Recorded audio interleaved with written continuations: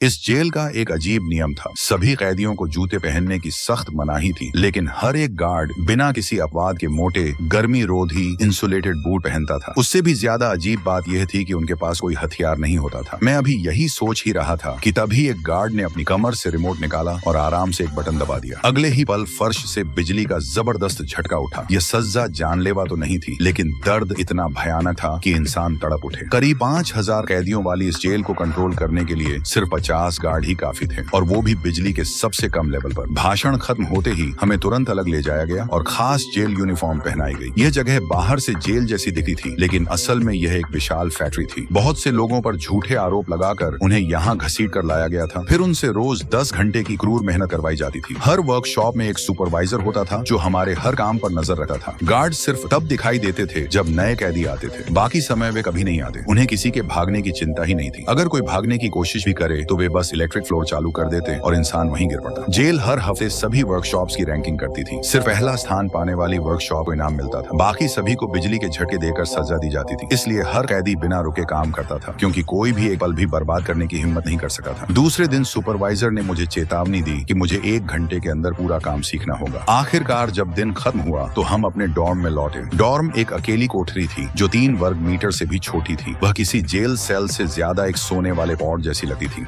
रोजमर्रा की सारी चीजें दीवारों पर लगी हुई थी। दिन में 3 बार खाना पाइप के जरिए अंदर भेजा जाता था। तुम जितना चाहो खा सकते थे, लेकिन उसका स्वाद बेहद घटिया था। अगर असली स्वाद वाला खाना चाहिए तो तुम्हारी वर्कशॉप को पहला स्थान हासिल करना पड़ता। हमारी सजा एक स्क्रीन पर दिखाई जाती थी। हर गुजरते दिन की गिनती वही चीज थी जो हमें जिंदा रहने की उम्मीद देती थी। लेकिन पिछले महीने अचानक जेल ने सबकी सजा दोगुनी कर दी। हर कोई इस बारे में बात कर रहा था, लेकिन सच समझने से पहले ही सुपरवाइजर ने सबको चुप करा दिया। अगर गार्ड्स ने एक शब्द भी सुन लिया तो अंजाम बहुत बुरा होगा। तभी जेल का प्रसारण शुरू हुआ। Lights out. सभी के पास बिस्तर पर पहुंचने के लिए 30 सेकंड है। अगर सफेद फर्श की लाइट लाल हो जाती तो बिजली का करंट इंसान को तुरंत मार डालता। इसलिए बिना दरवाजों वाली कोशिकाओं के बावजूद भी कोई भागने की हिम्मत नहीं करता था। कुछ ही देर में नया दिन शुरू हो गया। जब लाल रोशनी फिर से सफेद हुई तब हमें दोबारा काम पर जाने की अनुमति मिली। लेकिन लगातार 12 घंटे की कठिन मेहनत के बाद मैं भी पूरी तरह टूट चुका था। और तभी जब मुझे लगा कि मुझे पूरे 6 साल इसी नरक में सड़ना पड़ेगा, मेरे सामने खड़े एक कैदी ने अचानक मेरा ध्यान खींच लिया।